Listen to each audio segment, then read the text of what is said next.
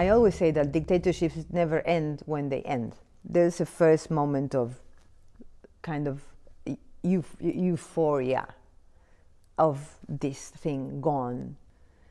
But what happened in Argentina is that the dictatorship was a very secret and clandestine and dark, and the details started to emerge in books, in journalistic, everything. I was everywhere, and then the government decided to take the generals to trial. My father, I remember, we were sitting together, it was on the radio and on the TV, the most atrocious things, like tortures, women being, tortured while they were pregnant, then the child being taken from them. And my father decided that I was supposed to listen to that because I was supposed to learn what happened. That was my duty as a citizen. And it was just so gory.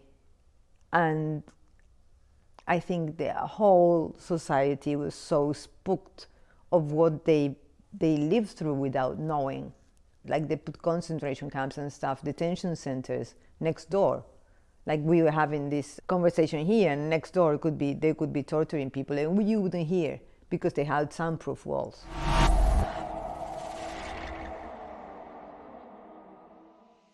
I'm okay. How are you? Good. I'm not so bad considering the time of day. It's nearly my bedtime over here in the UK. I understand you're in Australia at the moment. I'm in Australia, and it's 7:15. I'm not an early riser at all. So we are more or less the same. We are more or less the same. Well, thank you for being up so early to speak to us. So my colleague and I have found the series as a whole to be really fascinating. In particular, your section. You'll have to forgive us. We haven't really read anything by yourself before, but we found you vastly different. So that's been a great experience for us. The story that you chose, and you'll have to excuse me if I'm murdering the Spanish language, but La Casa de Adela, that you chose to read here between the sections of the interview. What was it about that story that made you want to spotlight it in this particular context? Time constraints obviously aside. I think that story is in a short story book that it's called Things We Lost in the Fire in English. And somehow it features that character, the girl without the arm and the house and everything, in a novel that came after that is Our Share of Night, that the director of the series is a huge fan of.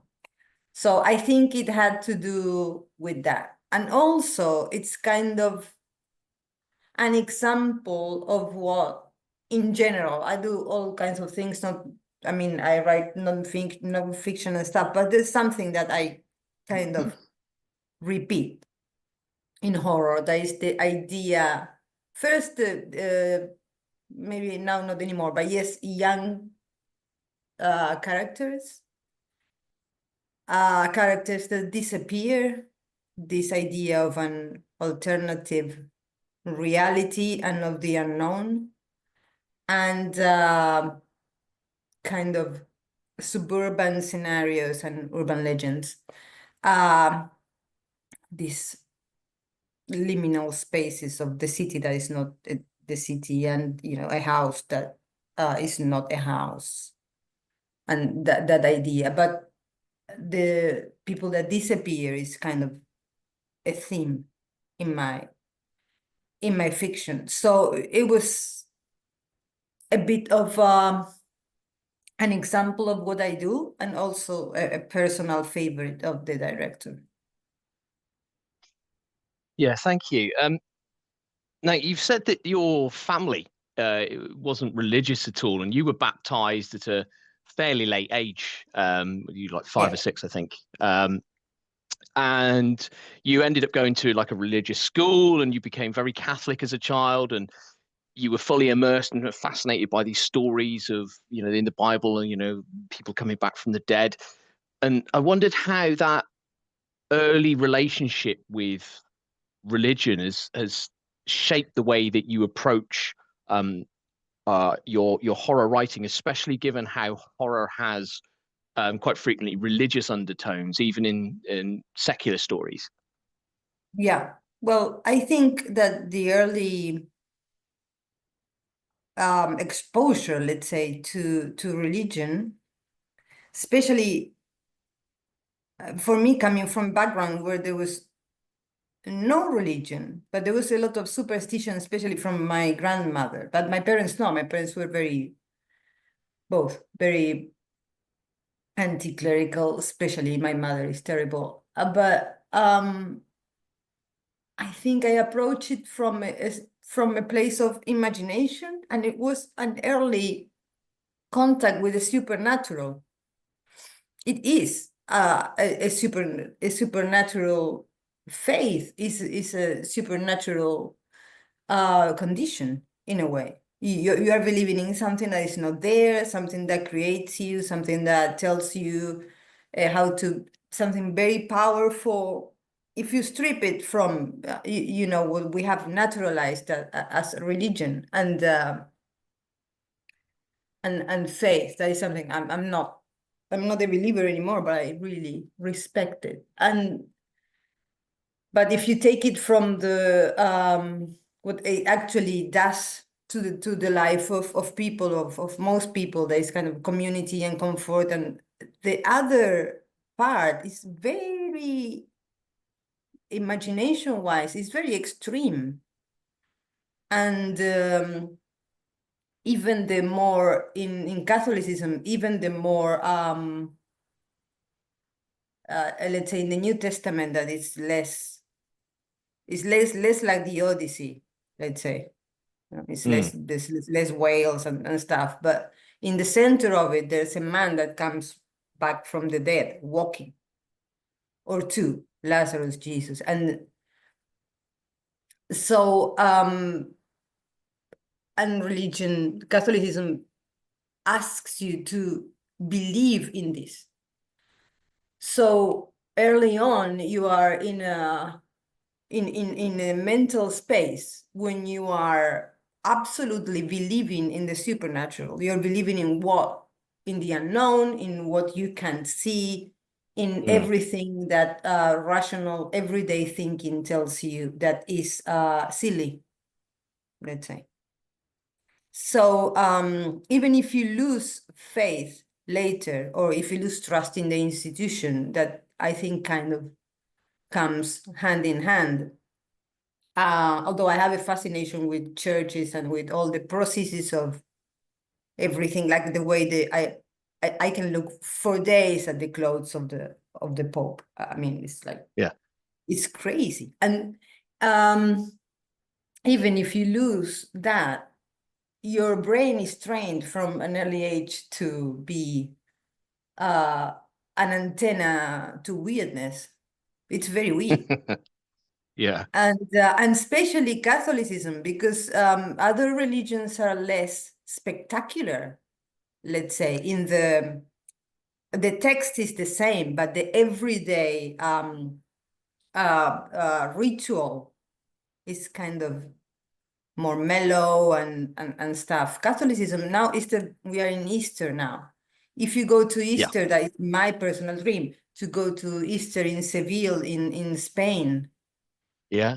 This is insane. Like, look at the video. It's people walking around with the Virgin with 100 candles and people hitting themselves and, you know, singing flamenco, and everybody's drunk out of their minds, and, you know. And where does this happen?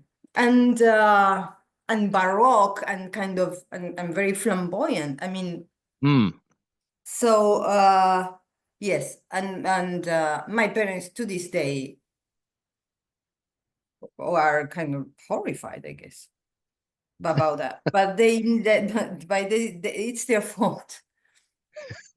Yeah, that's right. Because obviously that was their idea, wasn't it? So I just wanted to keep that religious theme just for a moment.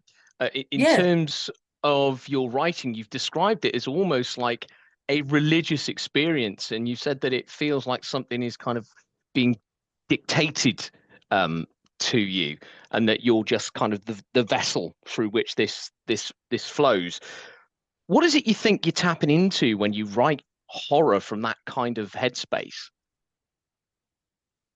Writing in general, writing fiction in general has a very mysterious element to me. If you look at the writer, when he's at it, he writes so fast that it looks like something someone is dictating or he's copying something. You can't really. It's not like you can write very fast. I don't know, a list of something. Let's say I have to buy this, and you write and you're very fast because you're thinking about it. But when you're creating something, when you're in the fiction, it's like very difficult to understand, even for the people that are doing it, like me. How can I spend 3 hours in that state that is kind of a hypnosis, and where does my brain go when that happens? So I think that element of mystery in fiction and in literature, to me, is something that it's important to remark. That it's not a process, it's not work, it's not, there's something that, all that is, of course, you need that. You need to know the language, you need to know the grammar, need to go, oh, now this part is kind of long. There is technique, but without that state of suspension, I don't think it works. You have to have that. And I think it's not something that you can provoke, but you get there always, somehow. I think over the years, I've been writing for a long time, but over the years you can force it or create this space, because you learn what kind of triggers it or puts you near it. In my case, is music. But somehow you arrive there, and that's the mystery of literature and of fiction and art in general, that I find really close in a way to the religious experience, because it's that letting go and accept it. It's like faith. It's like, yeah, okay, it's like that, right? It's like that. I don't know. I'm creating something, and it's like that, and you have to let go and not think rationally what you're doing, because it's kind of very silly what you're doing. So yeah, that's and I think nowadays that everything is like to be productive, to do certain rules. These are the 5 ways to do this. These are the 10 ways, 10 things you have to do, 15 things you have to read, 14 things you have to wear. I mean everything is lists and instructions all the time. That space in fiction has it's a map without nothing. It's a land that you have to discover, and you have no idea what is there. And that experience that is very transformative is something that it's very particular to art and to literature. And it's kind of mystic, I would say. I don't know if religious, but a bit like that. Okay. I've just got time for one more question. Yeah. Now, you said that horror is a way of dealing with the inevitable, the end, that we're all going to reach the end of our lives. Do you think that's why you and readers keep coming back to it? And what kind of comfort or confrontation does horror provide for you personally? That's always a tough one, because I think that as people, it's not only the inevitability of death that we have to deal with during our lives, not probably thinking about it all the time, because that makes your whole life kind of a non-project. It's like, if it's going to end, why do it? So you can't really, but it's there. So you have to think about it. You have to process about it, not just by yourself, but for everybody else around you and everybody else that you love. Because I think the ultra conscience of death makes everything irrelevant. If I'm going to die, if my father is going to die, let's say you like your father. If my father is going to die, why should I love him? Why should I care for him? I mean, everything is, if it's going to end, there's no point. But so you live your life without thinking about it. Yeah. Oh, except that you're a very, again, very religious person, and you're thinking about what comes after. But horror helps, I think, in every day to deal with that you know that is going to happen, and this the unknown, and all the other unknowns in life, that every unknown in life makes us scared. And also, I think, making sense of the darkness that we have. The most normal and nice person one morning wakes up and is annoyed and, kicks the cat. And most of the time, the cat meows, and that's it. But if you are very unfortunate and you you kick the cat and the cat falls down the window and, I don't know, dies, you kill the cat just because you were mad at it. Yeah. And that sense of, when we say, how can someone do something like that? Well, everybody's capable of everything. Very cruel people are people, are not aliens. And we all have that potential in us.